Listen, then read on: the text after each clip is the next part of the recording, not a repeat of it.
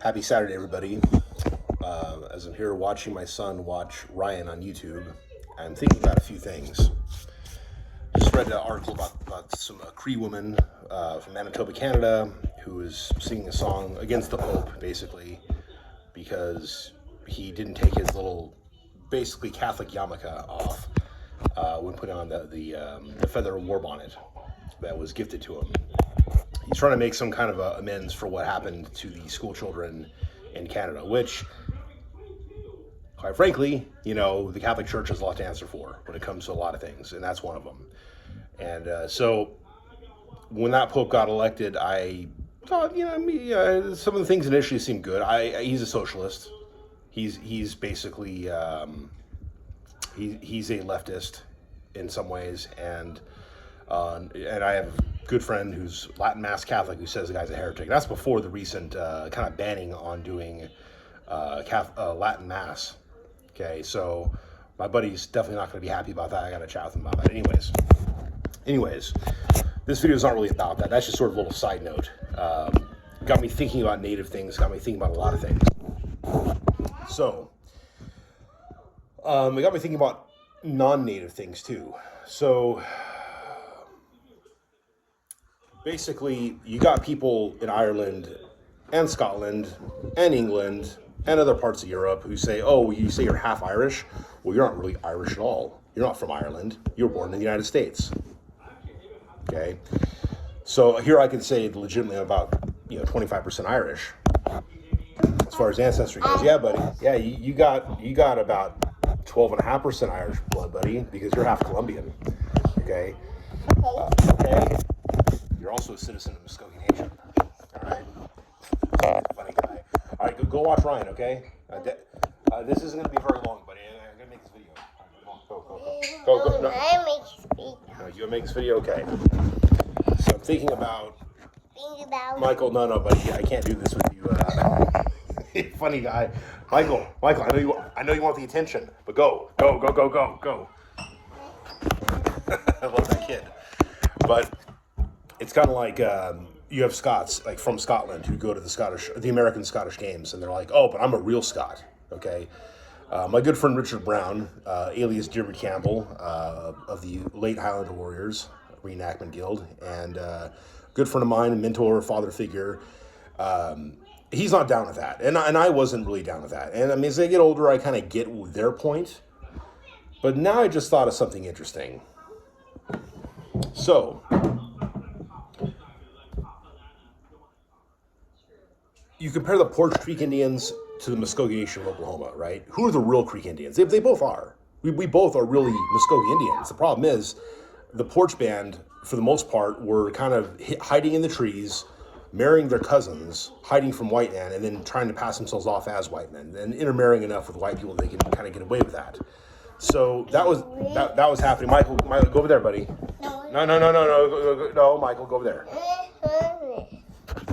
Anyways, they are on the original land.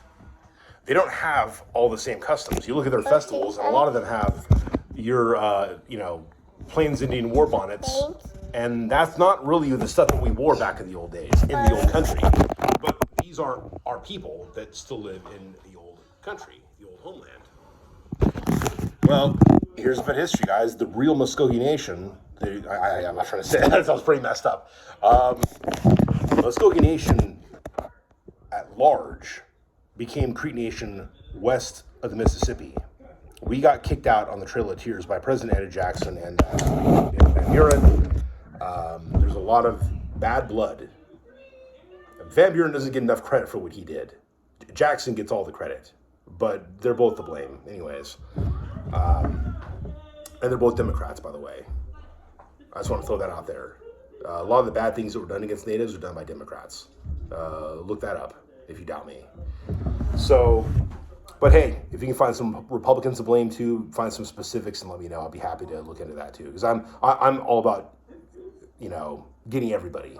Okay, so there's no protected class in my book when it comes to things like that. So.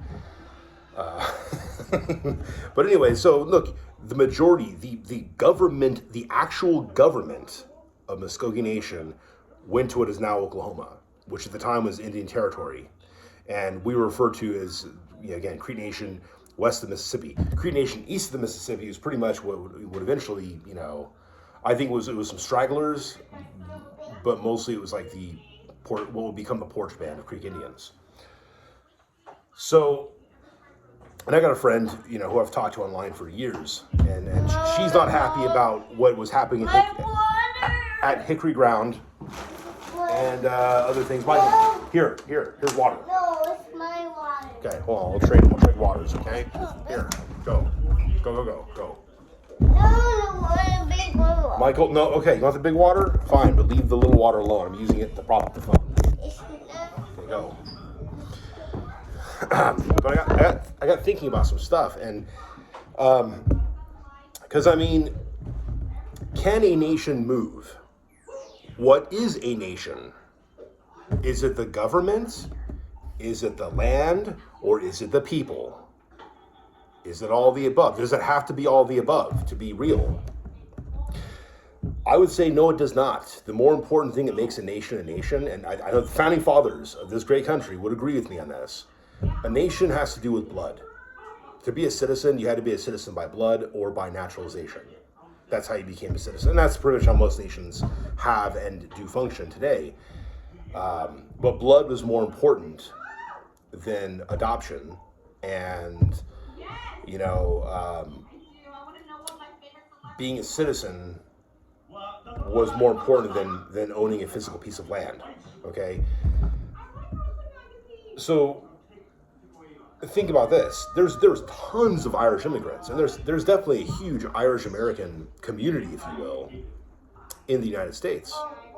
Are they not Irish? They are the people. Okay? They may not be the government, and they may not be the land, but they are the people. Okay? And you got people who still speak Irish. Not a lot. Most Irish Americans don't speak more than Pogue Mahone or Sanchava. You know what I mean? Like, there's not much else that most of these guys speak. All right? But in any case, they recognize that they resonate with the heritage of their fathers, right? But in Ireland, they're like, oh, well, you're not really Irish. Unless, of course, their grandfather was Irish and they can get citizenship or something to that nature. If you're born before 1984 or something like that, and your grandfather was an Irish national by birth, yeah, you become a citizen. There's some technicality. My buddy's dad became a dual citizen a few years back. So, because he doesn't like how things are going here in the States, and he's debating if they're going to move to Ireland. Of course, it's not better. It's not better over there. Sorry, it's not. Okay, and ultimately he knows that, and that's I think why he and his wife are both still in the States. So, but anyways, you got people that are Somalian refugees who are going to Ireland, and their children become citizens by birth in Ireland. But are they really Irish? I mean, I guess, those who are hyper-nationalists in today or who are very strict about, no, you got to be born here to be Irish, they would say yes. But then they'd look at us Americans who have Irish descent and be like, oh, well, no, you're just Americans. You have ancestors that are Irish, but you're not really Irish at all. At all, basically. Same attitude exists with people in Scotland and England and even Italy, apparently. Apparently, a lot of parts of Europe had this superior attitude towards their American cousins. And not that I'm super surprised by that. I expect it more from the Irish and Scottish aspect over the last 15 plus years. But it's like, you have these American Scottish games, and you have Scots that come over here and do their thing. But then they'll say, oh yeah, well, I'm a real Scot. Like, hint, hint, you're not.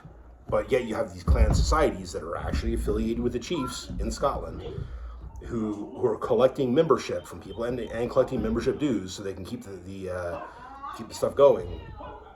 And they're showing loyalty and association to their chief, but they're not really Scots. They don't really matter. They're second-class citizens. What? Why? I mean, seriously. I mean, and that in recent times that kind of pisses me off a little bit. But mostly because I get all these emails from Quora, which I've had to shut that down. But it's like, oh, how do Northern Irish really hate, people in the Republic or vice versa? Like, all this crap. And as I read these Quora things, people are like, oh, you Americans have this attitude, blah, blah, blah, blah. It's like, okay, I'm kind of sick of it at this point. It's like you have a bunch of Canadians that have Scottish ancestry and are part of Highland regiments, like that actually have their deep roots in the Scottish Highland regiments, but in Canada. They're wearing tartan specific to a clan or to one of these regiments. And, but what, are they not really Scots? I mean, I think there's a baronetcy of, I think, one of the Clandonald baronetcies, which is in Canada. I think, if I recall it correct, I think it's Clandonald. And I think it's a baronetcy. I gotta double check that. Michael, get down. Get down. But what happens is, I mean, so what? I mean, that's a real, it's a real thing. They've been part of the British Commonwealth. Are they not really British? Are they not really Scots? You know what I'm saying? Like, what's the deal with that? So, because they're not born in Scotland, they're not Scots, but someone's last name, like, let's see. I'm trying to think of a good solid, like, English name that doesn't also have its, native counterpart in Scotland. Because Smith can be, there could be Smiths in Ireland, Scotland, and England, and they're actually not related to each other necessarily. So, anyways, this video is a bit of a complaint to those in those old countries who think they're better, and it's like, okay, but they benefit from this interaction with us here in the States. They benefit from that. The whole world benefits from the United States. Let's be honest about that. We give money, tons of money as a nation, to all the nations of the world, and we have the debt. We're having to pay that debt, not them. We just keep giving them more money because they ask for it, and we want to keep world peace. Okay, and then by extension, you have Scottish Americans and the clan societies and all that stuff happening, and so what? We're second-class citizens. We're second-class clan members because we weren't born there. No, to hell with that. So, and if that's the case, count me out. And I love the kilt. I love tartan. I love swords, and I love bagpipes. And it lives within me every single day of my life because I spent so much time in my adult life at the Scottish Games. So yeah, it's still ingrained in me. So my Irish heritage is also very much ingrained in me. I've been reading the legends. I've been reading the history. And it's amazing. I love this stuff. Okay.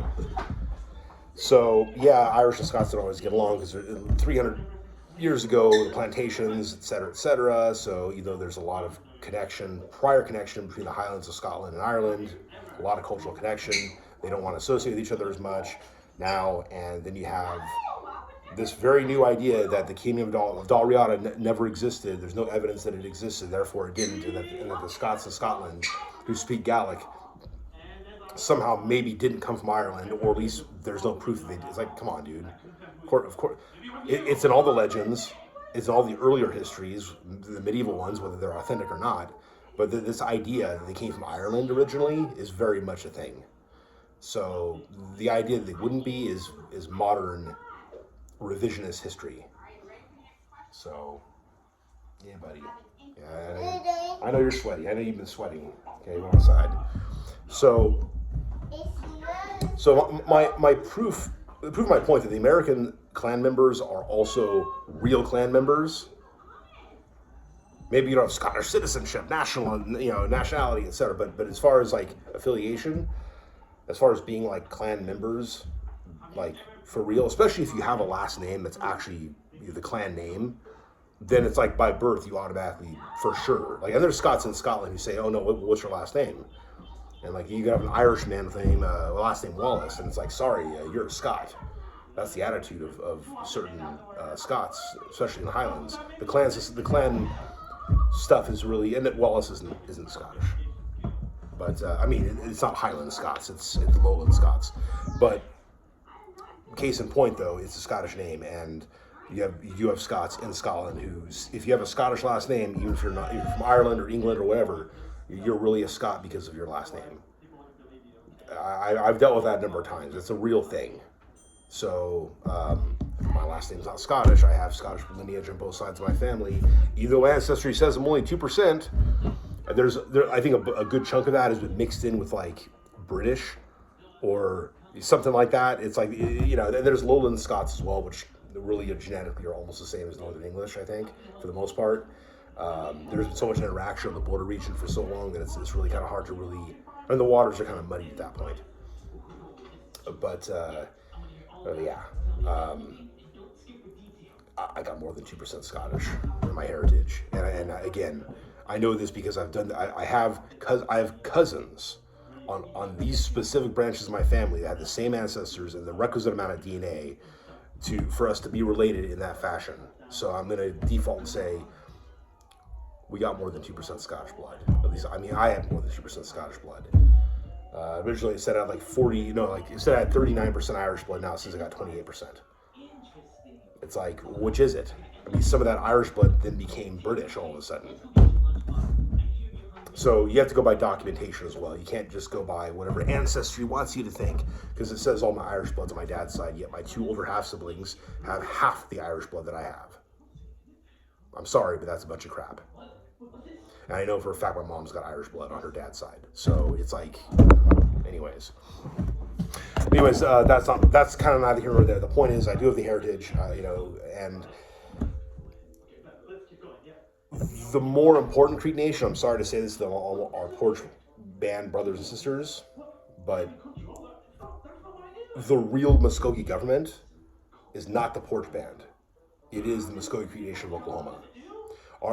The original government ended up there, and most of the people went there. The ceremonial grounds, which are very sacred, and the very flames that lit that last fire in Alabama and Georgia, were carried over in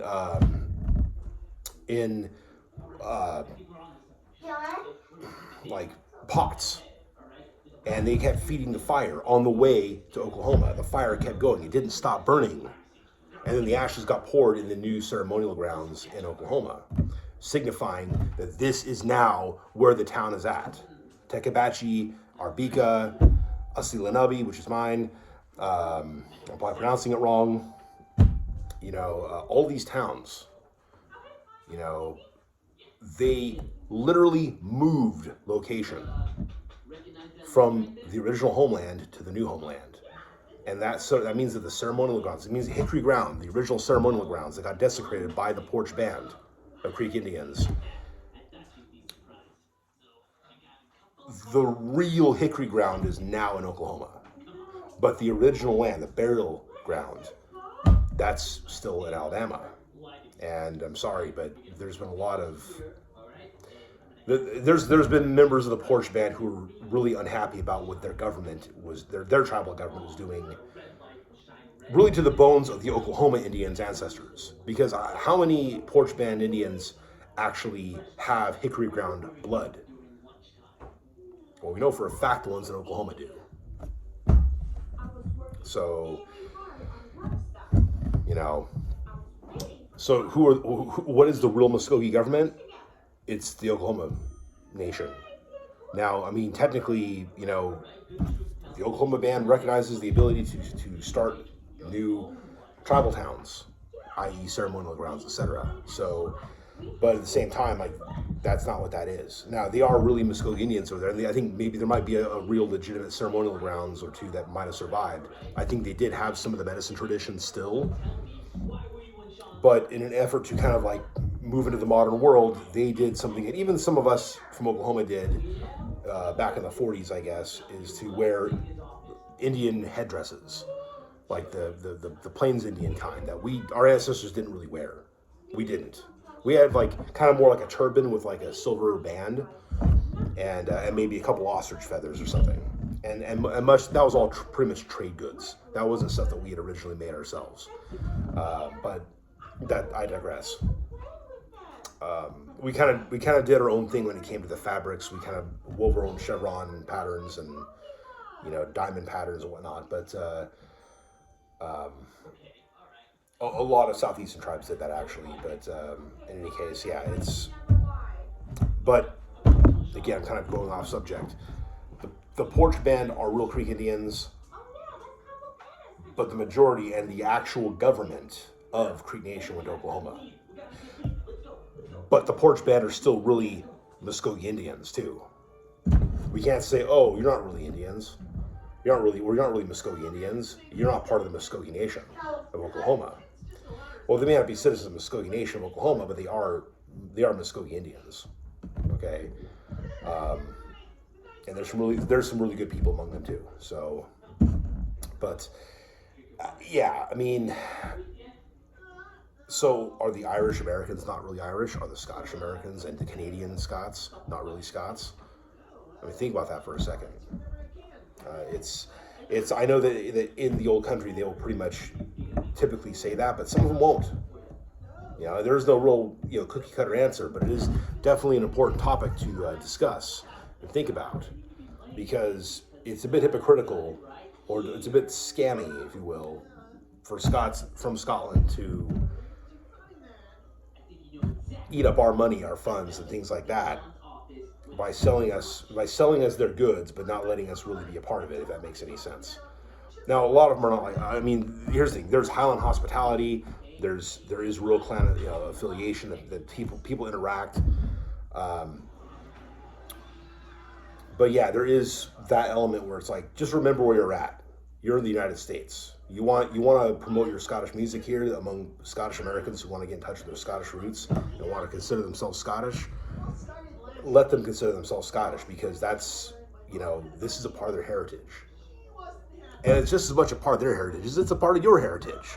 Just because you were born there doesn't mean that you're really more Scottish. What does it mean to be Scottish? If you think about it, like, what does it mean to be any nationality? Okay, so the reason I bring up, and I'm already 20 minutes in this video, I apologize. The reason I bring this stuff up is because, again, like Porch Band, less medicine, less traditional stuff. There are some who maintain the language, and probably some that maintain medicine tradition. But for the most part, they're very, very whitewashed, from what I can tell, compared to the Oklahoma Creek Nation.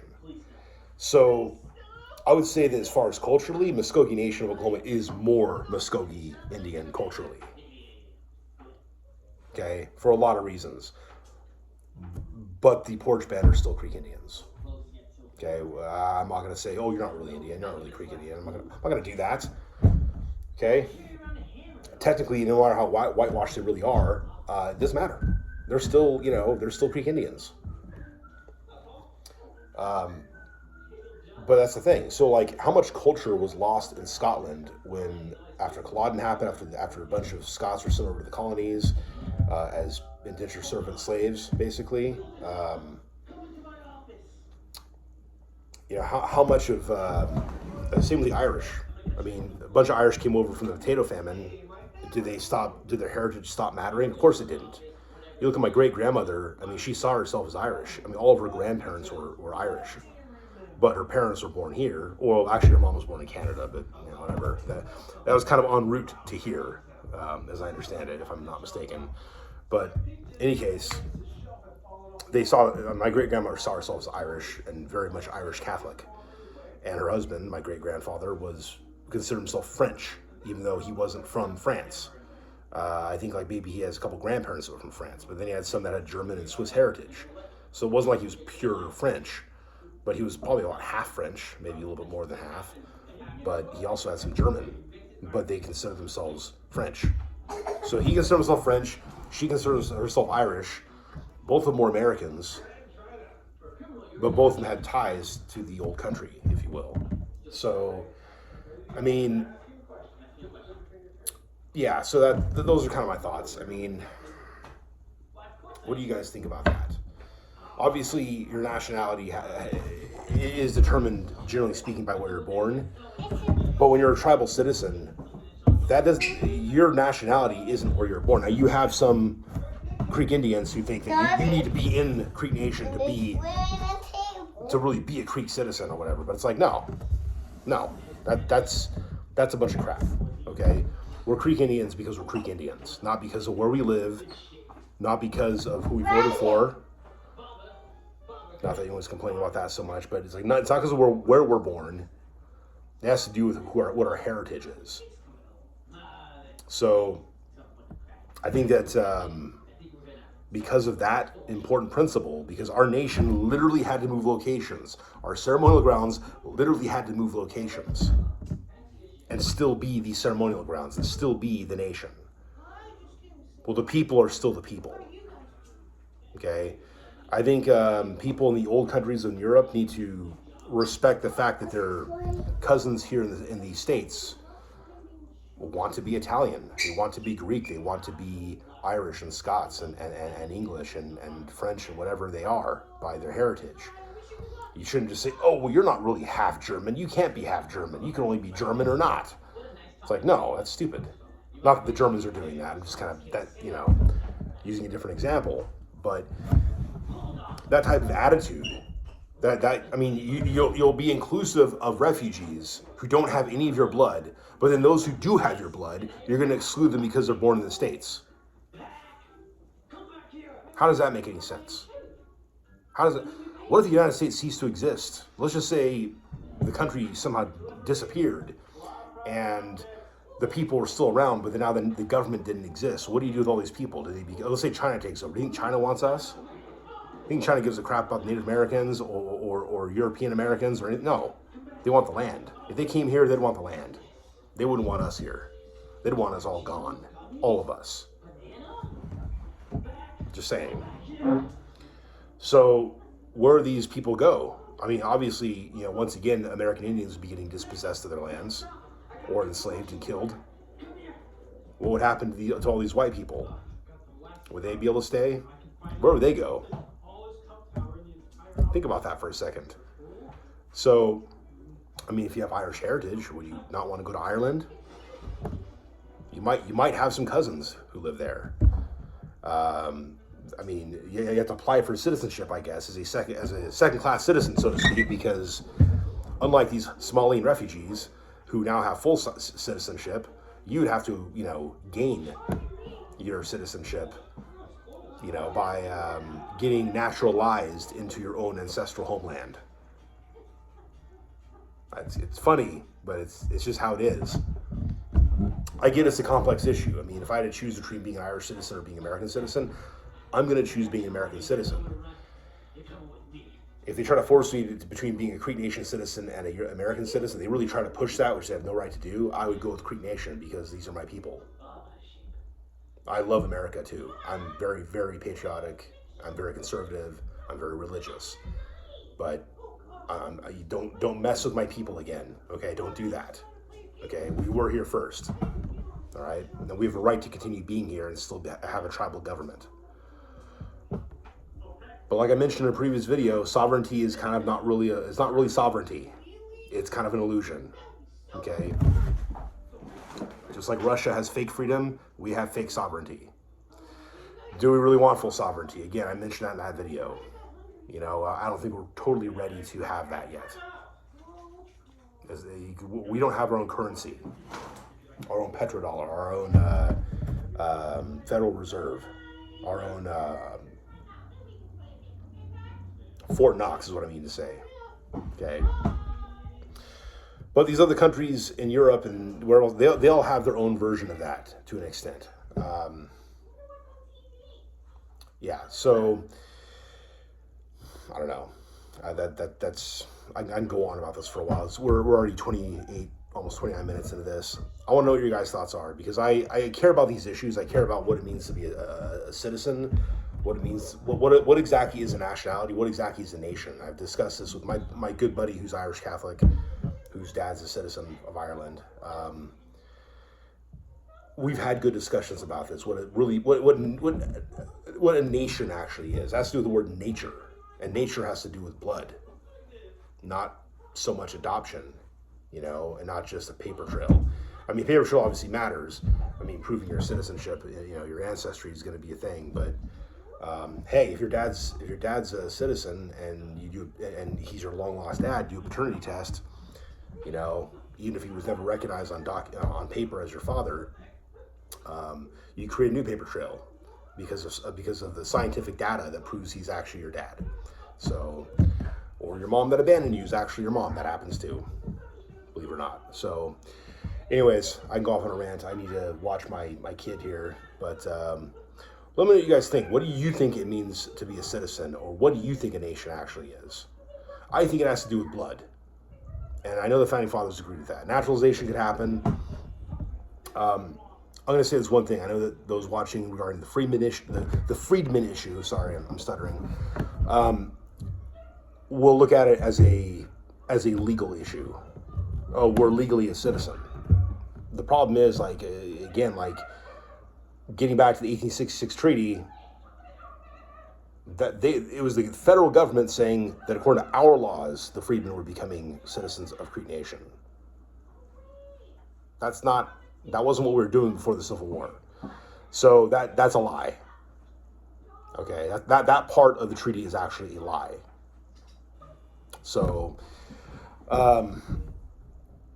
we decide who's a citizen of our nation, not the federal government, okay? But as far as the American people are concerned, well, we elect our representatives. And so we elect that government that's in power, and then that government makes these decisions. And then if the decisions are, you can be naturalized, or you have to be a born citizen, or you can do both, then that's how it is to become a United States citizen. Every nation has its own customs about that. So, but generally it's been about blood, what your bloodline is. So it's almost like, so another little point I'll make here is if your last name is like, say, McIntosh, and you have a bloodline back to like one of the chiefs in Scotland, but you're not like the senior line, maybe even if you don't have a direct immediate connection to that chief, but your last name is McIntosh and your ancestors do go back to Scotland, there is a paper trail, and your DNA shows it. Your Y chromosome connects to other people, other Macintoshes in Scotland, or whose ancestors trace back to Scotland through a different paper trail. So it's obvious that you guys are all related. And, because you're not born in Scotland, are you not really a Macintosh? Because you're not born in that physical location? I'm kind of mocking a bunch of people right now. But I'm trying to provoke, not so much mock you, but be thought-provoking on this. Blood is what really matters when it comes to these sort of things. We can adopt people in, but if we're doing it under pressure from another government that maybe conquered us, but allows us to kind of exist still, then,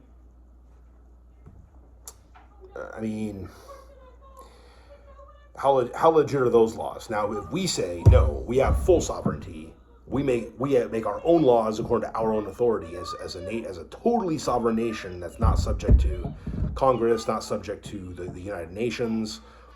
We can leave the United Nations and still be a nation. We can leave the European Union and still be a nation, whatever your country is.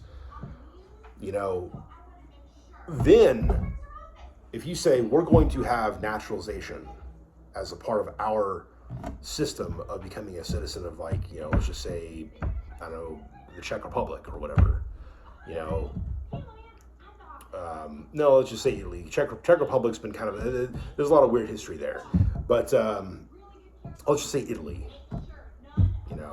We want to naturalize people to become Italian citizens, and they therefore become Italian, and their children by birth become fully Italian or whatever, right? I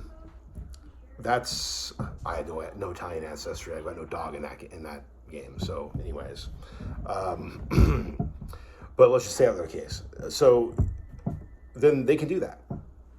They can decide who is and isn't Italian, as far as having their national identity. But again, like the bloodline thing is going to matter to these people.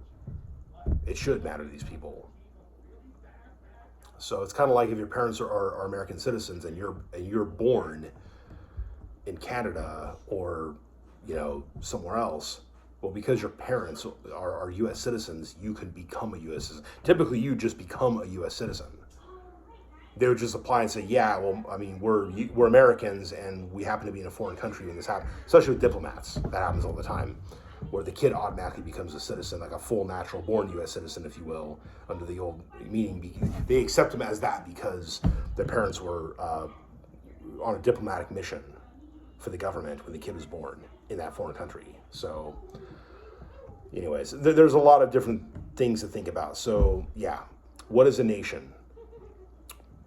Who really are the people of that nation? What does it really mean? I want you all to think about that and leave some comments below. Take care. Bye.